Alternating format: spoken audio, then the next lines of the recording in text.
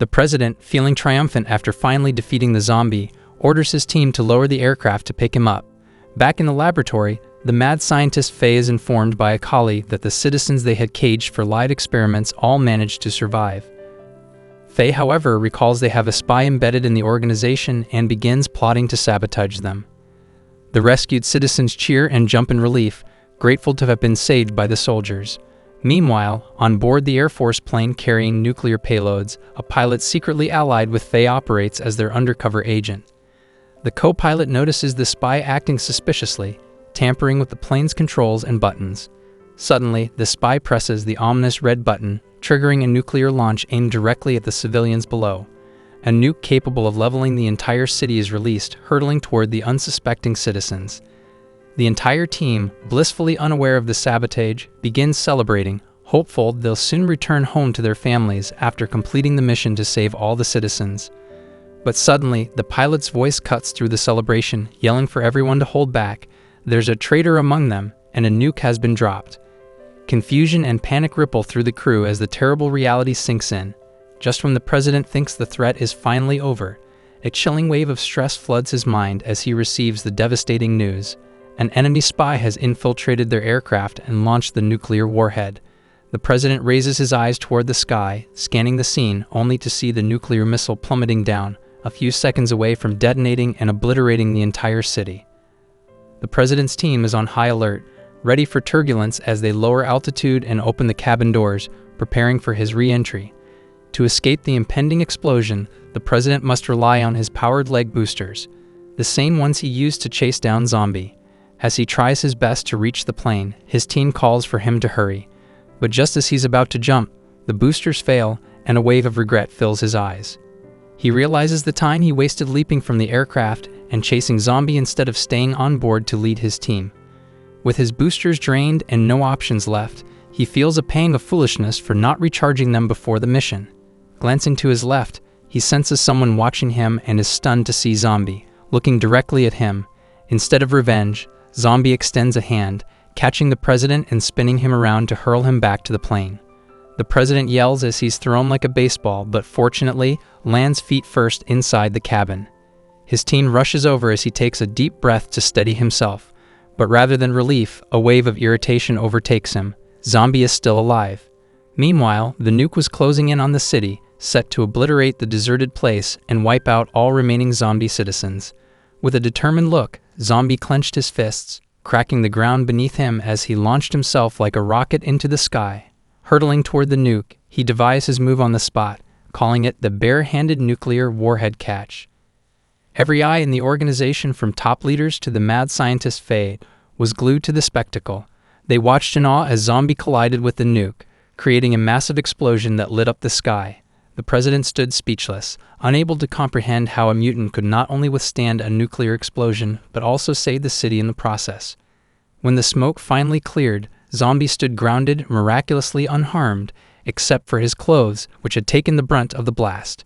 His shirt and pants were shredded, leaving him with an uncomfortable draft that made him shift, scratching at the one spot that survived the explosion, his pride. Meanwhile, aboard the mad scientist's aircraft after the explosion, Faye decided it was time to pack up and leave, at least for now. His colleague, however, hesitated, studying the data and noting signs of life still emanating from the blast zone. Faye, undeterred, believed this wouldn't be his last attempt to sabotage the organization known as Bander's Academy. He swore he'd make a future visit to Bander's Academy, and with that, the two mad scientists retreated, leaving the scene. Elsewhere, in the Bander's Academy aircraft, the president sat in silence, his pride visibly shattered. He couldn't even bring himself to speak, his head lowered as he struggled to come to terms with what had just happened. Two teammates cast worried glances his way, noting the sadness in his eyes. Yet one of his colleagues understood his turmoil. The president had spent his entire life fighting zombies, only to be saved by one in the end. Sensing the need to address this strange twist of fate, a young woman from the team approached him, hoping to clear up the mystery surrounding Zombie's true identity. Despite all their high-tech gear, they still saw Zombie as just another human. The team believed that this zombie was actually a masked hero who'd recently gained a bit of fame. They confirmed that he'd been living in the city for a while, simply preferring to keep his identity hidden. The president clenched his tablet so tightly it cracked, mirroring the disbelief his squad leader had shown earlier. Later, on bright afternoon, people cast fearful glances at Zombie as he passed by, looking disheveled, almost like a drifter.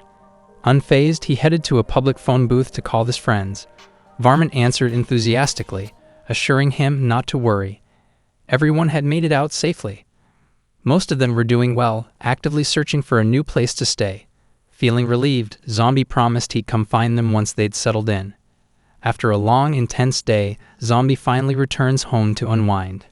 Just as he's about to step into his apartment, Bander's Academy is already on his trail, hacking into his apartment's security feed.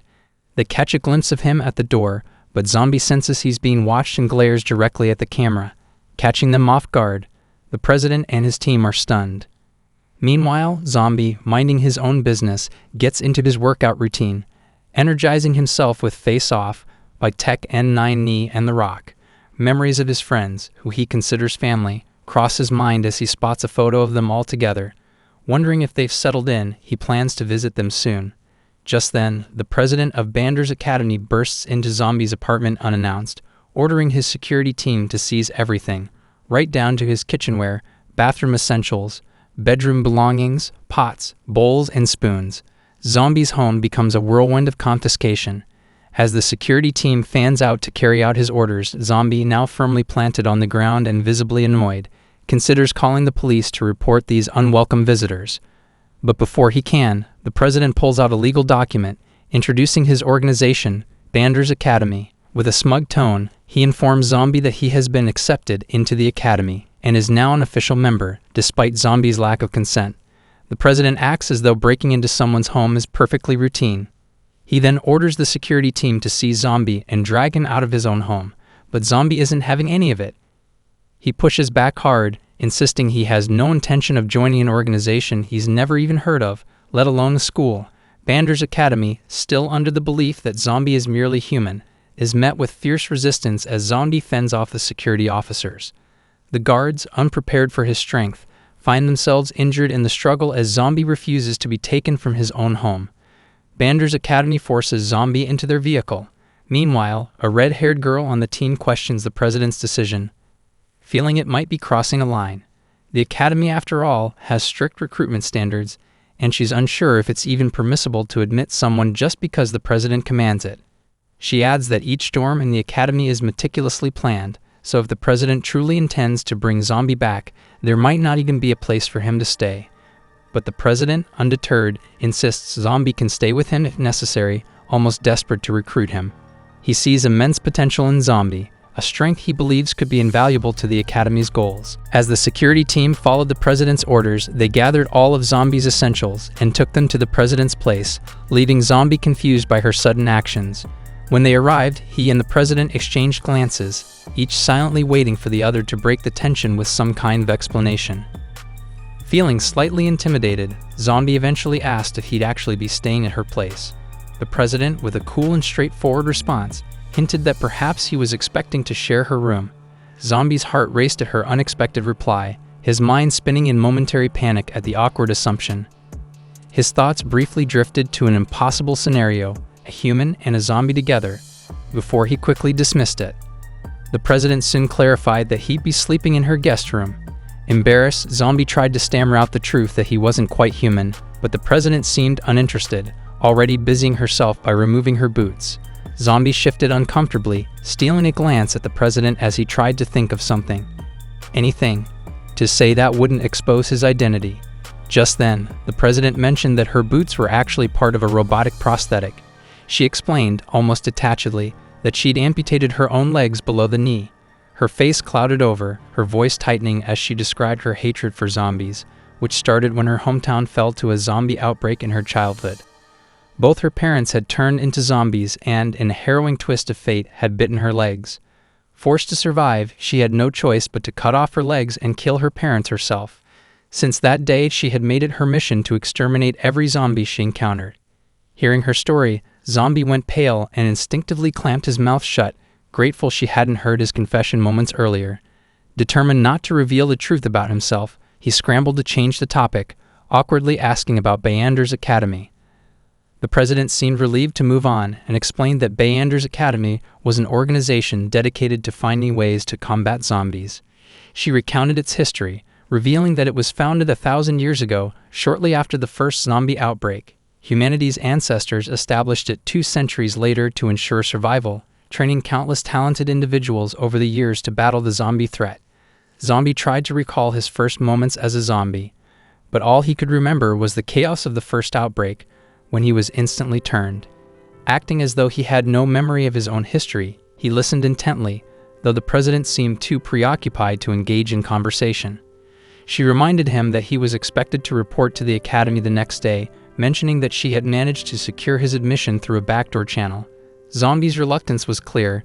Being forced into the academy was the last thing he wanted, but the president issued a firm warning.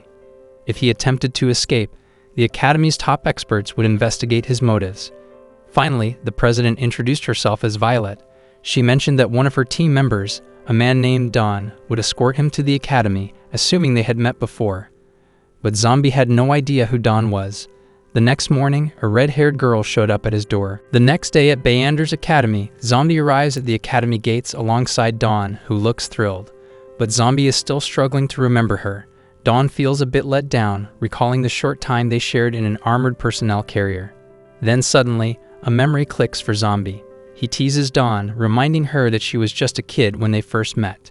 Dawn, however, gets a bit defensive when Zombie makes a jab at her height, but decides to brush it off, knowing they'll soon be classmates.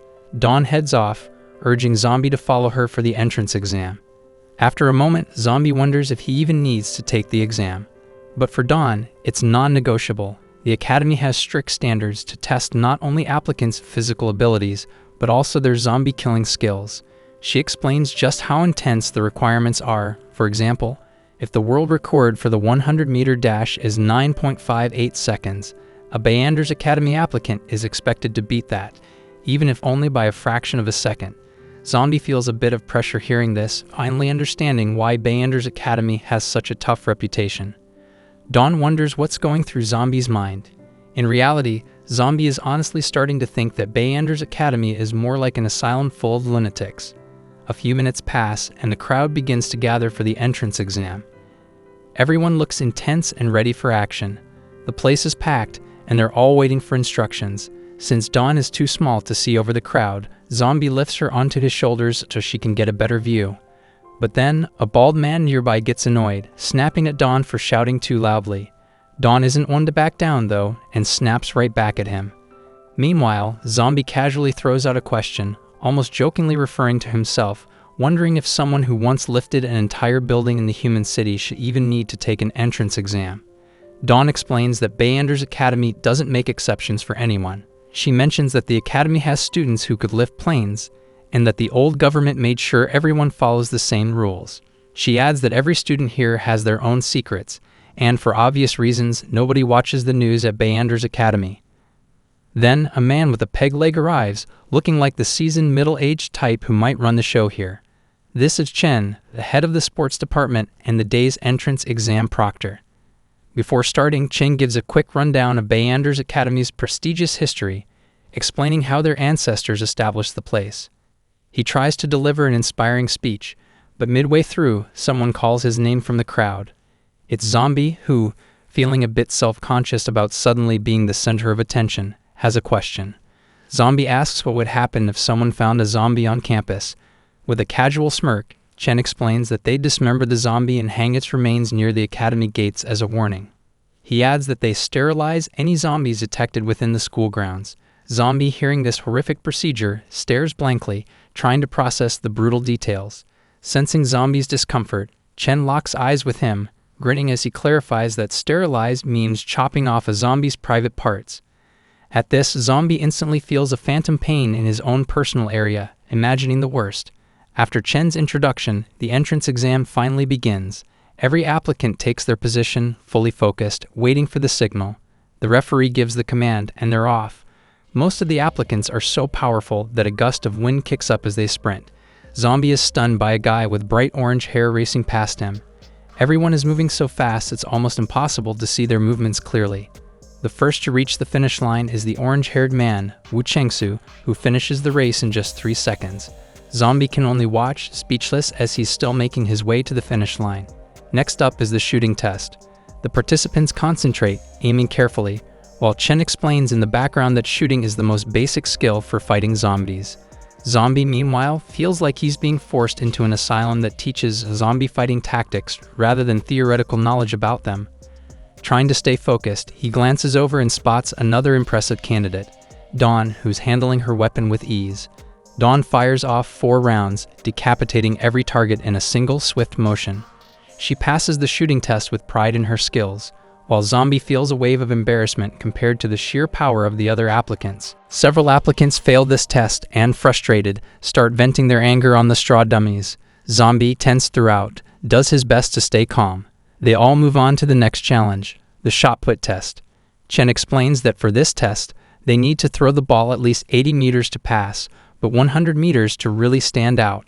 Under Chen's watchful eyes, each of them hurls the heavy ball as he records their results, calling out the names of those who pass and those who don't.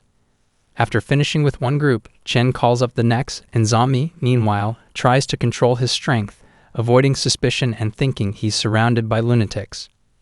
Curious about Zombie's potential, Shen reviews his stats, data provided by Violet. Zombie stands 182 centimeters tall and weighs 72 kilograms. Violet had recommended Zombie because of his exceptional strength, but Chen has doubts. He notices that Zombie only achieved passing scores in every test. Suspicion grows that Zombie might be deliberately holding back. By the end of the day, their entrance exams still aren't over as they proceed to yet another throwing distance test. Changsu hurls his spear with all his might, aiming straight for the dummy's most vulnerable spot. The spear flies through the air with precision, and thanks to Changsu's strength, it doesn't just pierce one dummy but 3, sending them soaring out of the stadium and crashing into a street sign. His powerful throw turns heads, capturing the attention of nearby citizens. On Chen's stopwatch, the throw clocks in at an astonishing 32 kilometers, hitting its mark dead on. With this impressive display, Changsu secures his spot. Next up is Zombie, who stands ready to throw. As Changsu walks past, he throws a challenging look at Zombie, adding to the intensity. Zombie steps forward and prepares his throw, only to be stopped by Chen, causing a ripple of curiosity among the spectators. Chen questions whether Violet truly recommended Zombie, mentioning that although she praised Zombie's immense strength, his performance has been unremarkable so far. Suspecting that Zombie might be holding back, Chen's doubt brings all eyes to him. Shen recalls that Zombie had been the one asking him questions before the entrance exams even began. Chen finally challenges Zombie, urging him to show his full strength, as holding back is disrespectful to those getting their best to join the academy. Shen's instincts are sharp, and he's starting to think that maybe Zombie isn't human at all. Zombie, panicking, denies the accusation, trying hard to convince Shen that he's truly human. Shen decides to believe him, but only if Zombie can prove his strength to everyone. To do that, he must surpass Changsu to pass the test. Shen even warns Zombie, saying that if he fails to show his true power, it could mean he's tricking Violet, which would leave Chen no choice but to punish him. This intense warning from Chen sends chills down Zombie's spine. Zombie starts to reflect on his actions. Despite having no memories of his past, he realizes the people chasing him only want to use him as a limitless energy source, and they're all from the academy. Zombie knows he can't afford to become someone's fuel. With his life on the line, he decides he won't hold back anymore. Changsu and Dawn eagerly await a display of his true strength. Zombie steps up, taking his stance, leaning back to launch his throw perfectly. He focuses intensely, recalling every bit of training he's done. His left eye begins to glow red, a sign he's about to unleash his full power. He knew his training and hard work hadn't been for nothing. Zombie was so focused, his expression turned fierce, a clear warning that he was not someone to mess with. Finally, Zombie hurled the spear with such force that it left Changsu wide-eyed in shock. The impact was so powerful that it cracked the ground beneath him, launching the spear straight into space. It ricocheted off a nearby shuttle, sailing all the way to the moon. The sheer strength of his throw sent everyone flying, while Zombie alone stood firm, unmoved. Shen was stunned, clearly unprepared for just how terrifying Zombie's power could be. Meanwhile, in space, the spear struck the moon, piercing its surface. At that moment, Zombie unleashed his full strength, transforming into a true beast and revealing the depths of his raw power.